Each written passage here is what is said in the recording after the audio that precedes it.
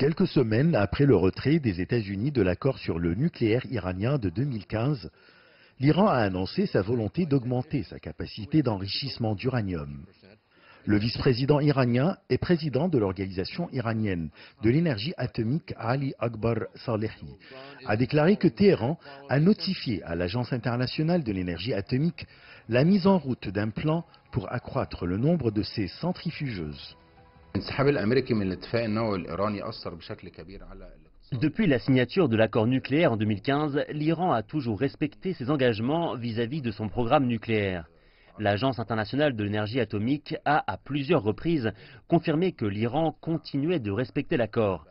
Pour l'Iran, sa sécurité nécessite la relance de son programme de missiles balistiques, surtout après le retrait américain de l'accord nucléaire et les menaces continues de la part d'Israël contre ce pays.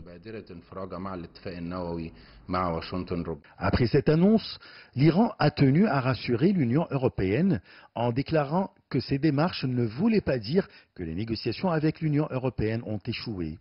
Pour les Européens, ils ont affirmé qu'ils allaient étudier les annonces de l'Iran et continuer à respecter les engagements pris dans le cadre de l'accord sur le nucléaire, tant que l'Iran continue à respecter les siens.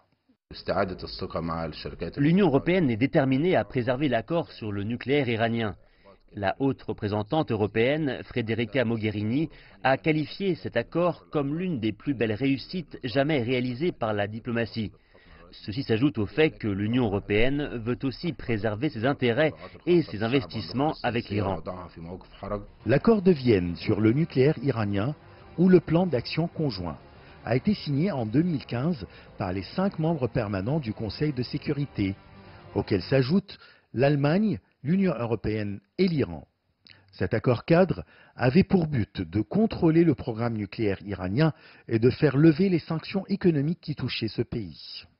Après plusieurs contacts entre les côtés iraniens et européens, le président du Parlement iranien a demandé aux Européens d'annoncer rapidement leur décision sur la survie ou non du nucléaire iranien. Ashraf Massoud, pour CGT1 français, Le Caire, Égypte.